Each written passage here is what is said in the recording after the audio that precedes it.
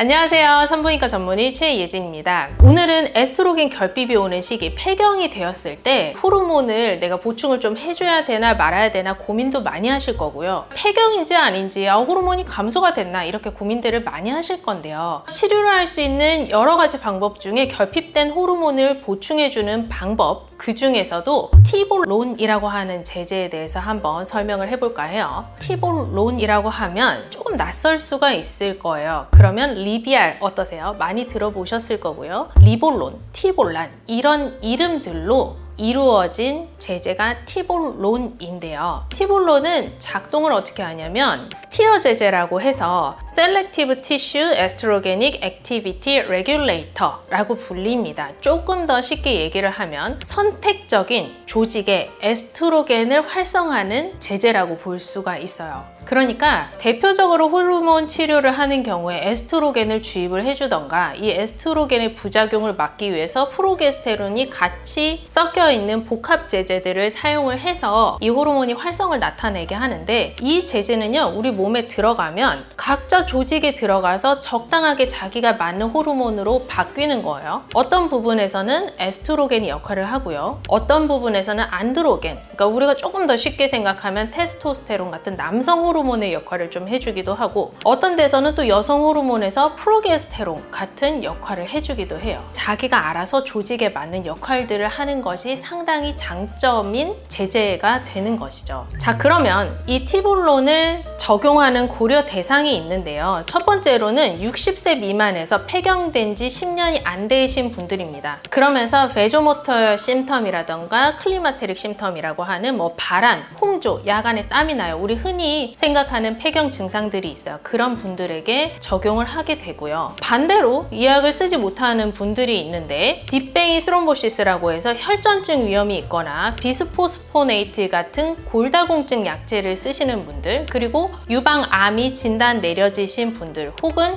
기타 자궁 내막암이나 심혈관계 질환이 있으신 분들도 쓸 수가 없어요. 자, 다시 그러면 나 이거 지금 쓰라는 얘기예요? 아니에요? 라고 얘기를 하시면 검사를 하겠죠. 특별한 질환이 있으신가요? 심장 질환이 있으세요? 유방암이 걸리셨나요? 유방암에 대한 검진을 하시고 자궁에 대한 초음파를 보셔서 특별한 이상이 없다면 이 약제를 한번 써보셔도 됩니다 라고 말씀을 드립니다. 그래서 이 약의 효능 효과에 적힌 것을 보면 폐경 후 여성에서 에스트로겐이 결핍된 증상을 나타내거나 흔히 옆에서 들을 수 있는 혈관 증상, 그러니까 홍조가 생겨요, 발한이 나요, 땀이 나는 것 같아요, 이런 증상들이 가장 흔하고, 그리고 나서 잠을 좀 못 잔다던가 혹은 뼈마디가 쑤셔요, 이런 얘기들을 하는데, 산부인과에서는 사실 굉장히 낮은 퍼센트로 있는 버자이널 드라이니스, 질건조증, 위축증이 생각보다 많은 불편감으로 찾아오시게 돼요. 그래서 아마 이런 그래프에 적힌 증상들은 사실 여성들이 말하기가 좀 어려워하거나 아니면 잘 몰라서 얘기를 안 하면서 나타난 그래프인 것 같고, 나이가 들면서 에스트로겐이 감소했을 때 점막이 위축되면서는 질건조증은 누구나 오기 때문에 예방하는 목적으로도 같이 사용을 할 수가 있습니다. 이런 폐경 증상에 대한 사용의 권고나 근거는 굉장히 높은 레벨로 확보가 되어 있는데요. 티볼론은 기타 에스트로겐이나 프로게스테론의 치료를 하시는 분들이 발한 홍조 증상에 대한 것이 유의하게 효과가 있다. 그리고 위축성 질염이나 질건조증에 대해서도 치료가 권고되고요.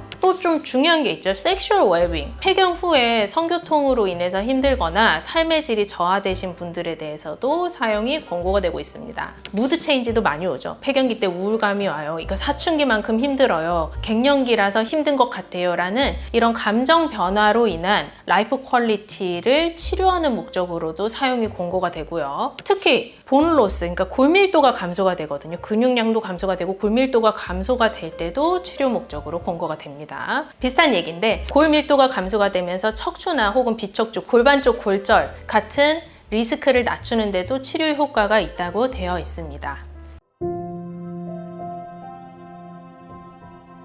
이 티볼론을 투여를 해봤어요. 위약군과 비교를 해봤을 때 4주, 12주, 24주간 장기로 사용을 했을 때는 실제로 위약이라고 쓴 사람들보다 이 약을 썼을 때 훨씬 더 호전되는, 개선되는 효과를 나타낸 거를 볼 수가 있었거든요. 심적인 게 작용을 하는 것이 아니라 이 약재가 들어가서 우리 몸에서 적정한 호르몬의 역할을 했다고 볼 수가 있는 거고요. 특히 겉으로 드러나는 핫플러시에 대해서도 저영양 호르몬 요법과 비교를 했을 때 이 티볼론을 사용을 하면 현저하게 치료 효과가 좋다는 그래프를 볼 수가 있었습니다. 특히나 이제 산부인과에서 많이 보게 되는 성교통을 호소하는 그런 비뇨 생식 기계의 증상들이 나타나요. 이게 약해지면서 뭐 건조증도 오고요, 통증도 오고요, 소변 볼 때 불편하다던가 여러 가지 증상들이 많이 한꺼번에 나타나게 되는데, 이 환자들을 티볼론을 투여를 해서 6년간 치료를 하고 나서 이 반응을 봤더니 사실 거의 제로로 내려가더라는 연구 결과도 있어요. 물론 제로는 아닐 수도 있어요. 치료 중간에 따라오지 못해서 중단을 했다던가 아니면 여러 가지 다른 변수들이 있을 수는 있지만, 장기적으로 치료를 꾸준하게 했던 사람들은 분명히 효과를 볼 수가 있었다는 얘기죠. 그래서 2020년 대한폐경학회 폐경호르몬요법 지침을 보시면 안면 홍조 등의 혈관 운동 증상 및 비뇨 생식기 위축 등의 폐경 증상 완화에 효과적이라고 되어 있고요. 유방 통증, 유방 촬영에서 유방 밀도의 증가 및 질출혈 빈도가 다른 에스트로겐, 프로게스테론 호르몬에 비해서 낮다고 되어 있습니다. 골 밀도를 증가를 시키고요. 척추 골절 및 비척추 골절의 위험을 감소시킨다고 되어 있어요.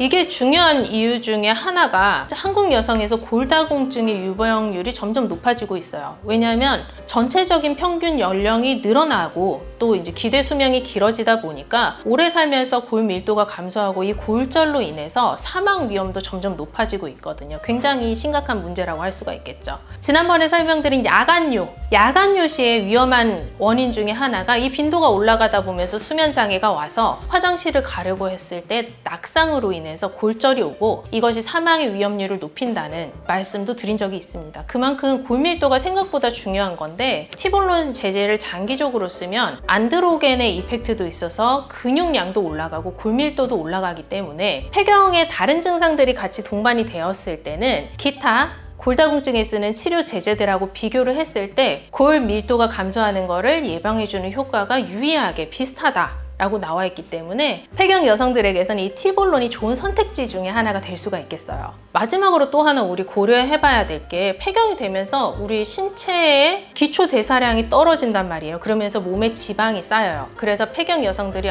조금만 먹어도 나는 살이 찌고요. 살이 찌다 보니까 배가 나오고, 배가 나오니까 또 요실금 증상이 생기고 여러 가지 힘듦을 많이 호소를 하는데요. 티볼론 제제는 안드로겐의 역할을 한다고 했잖아요. 남성 호르몬과 비슷한 역할을 해줘서 실제로 근육량이 늘어나요. 그래서 폐경기 때에 비만 치료를 하고 싶으신 분들, 혹은 살이 찌는 거로 관리를 하고 싶으신 분들은 실제 체중 감량을 드라마틱하게 보지는 못할 수 있지만 근육량이 늘어나고 기초 대사량이 늘어나고 좀 더 활동적이 되면서 무드 같은 것들도 연관이 있겠죠. 뭐 요실금이 오거나 혹은 기분이 꿀꿀하거나 그러면서 단 거를 막 먹거나 하는 여러 가지 요인들이 같이 작용을 했을 때 이 티볼론 제제가 폐경 후에 비만 여성들 혹은 폐경 후에 살이 찌는 여성들에게도 많이 도움이 될 수가 있겠습니다.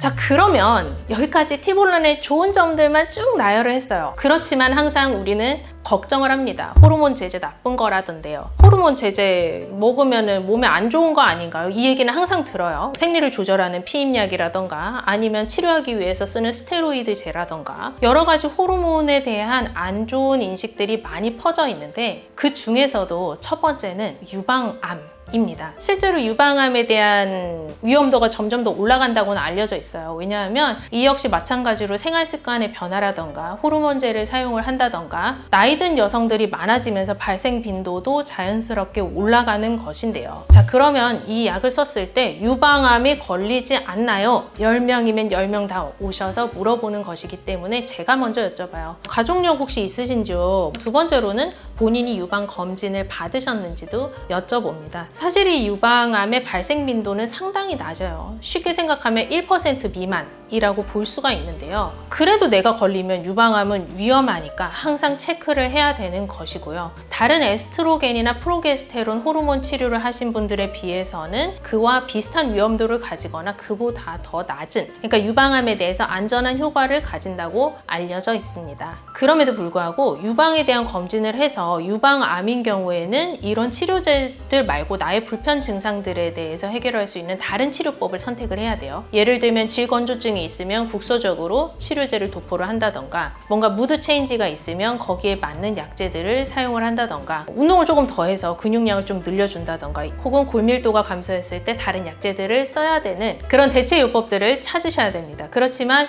유방암이 현재 없고 내가 가족에 대한 리스크가 없다라고 했을 때는 비교적 이 티볼론을 안전하게 사용할 수 있는 제재로 여겨지기 때문에 아직 많은 연구가 시행이 되고 있기는 한데요. 좀 특이하게도 이 티볼론을 썼을 때 오히려 유방암에 대한 리스크가 낮아진다는 케이스들도 있었고요. 만약에 이 암이 발견이 되더라도 조기 검진에 의한 효과일 수도 있기는 하나, 그냥 사용을 안 했던 사람들이 유방암이 발견되었을 때보다도 치료 효과가 높아서 기대 수명이 높아진다라는 논문도 있습니다. 그래서 유방암에 대한 걱정은 항상 해야 되는 게 맞아요. 정기 검진을 하는 것이 굉장히 중요하지만 리스크가 없다면 이 약제를 쓰는 데 너무 큰 두려움을 가질 필요는 없을 것 같습니다. 정기 검진은 꼭 잘 받으시고요. 자, 그리고 또 하나 있어요. 이 약 먹으면요, 붓는다던데요, 살찐다던데요. 이 걱정 아마 두 번째로 많이 하는 것 같거든요. 이 부종의 상관관계에 대해서도 꾸준히 연구를 하고 있는데, 사실 이 티볼론 제제가 안드로겐의 역할을 하기 때문에 다른 치료에 비해서 오히려 부종이 적게 나타난다고 알려져 있습니다. 물론 이 체중 증가에 관해서는 논란이 있기는 해요. 아마 이 약을 쓰든 안 쓰든 자연적으로 나의 체중이 좀 증가하는 것과 노화에 의한 기초 대사량이 감소하는 것들은 연관이 있을 수는 있지만, 실제로 이 근육량이 증가를 하면서 같은 부피의 지방보다는 근육이나 고밀도의 무게가 높아지기 때문에 체중에 관한 것들은 오히려 유지가 될 수가 있고요. 안 쓰는 것보다도 오히려 운동을 했을 때 효과가 좋기 때문에 이 붓는 거에 대해서도 걱정을 내려놓으시면 좋을 것 같습니다. 왜냐하면 건강하기 위한 거잖아요. 그리고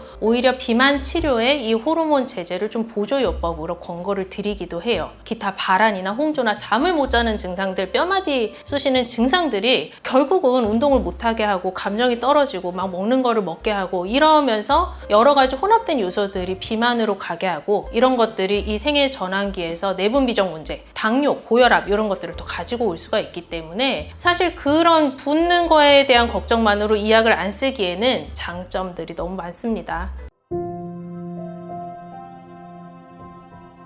물론 모두 100% 안전하다는 건 아니에요. 나는 먹었을 때요, 이 약이 안 맞을 수 있어요. 질출혈에 대한 위험도가 낮다고는 하지만 질출혈이 올 수가 있고요. 조금 유방암에 대한 걱정이 남들보다 조금 더 높을 수가 있고요. 그리고 먹었더니 괜찮다는데 부어요 라고 얘기를 할 수도 있어요. 이거는 충분히 주관적인 증상들이기 때문에 그럴 때 무리하면서 이 약을 계속 드셔야 된다라는 거는 아니에요. 먹다가 안 맞는 것 같으면 다른 방법을 같이 상담을 해보면 돼요. 근데 무작정 이런 두려움 때문에 지레 겁먹고 난 호르몬제는 안 먹을 거야, 이건 나쁜 거야 라고 치부해버리지는 않으셨으면 좋겠습니다. 생리가 끊기고 난 뒤, 그러니까 폐경이 오고 난 뒤에 살아야 될 삶이 굉장히 길어졌기 때문에 이 라이프 퀄리티를 높이는 것도 상당히 중요하거든요. 그래서 이때는 산부인과에 내원해서 나한테 맞는 약이 뭔지 혹은 다른 대안들이 있는지 상담을 하면서 나의 삶의 질을 꾸준히 가꾸어 나갈 수 있으면 제일 좋을 것 같습니다.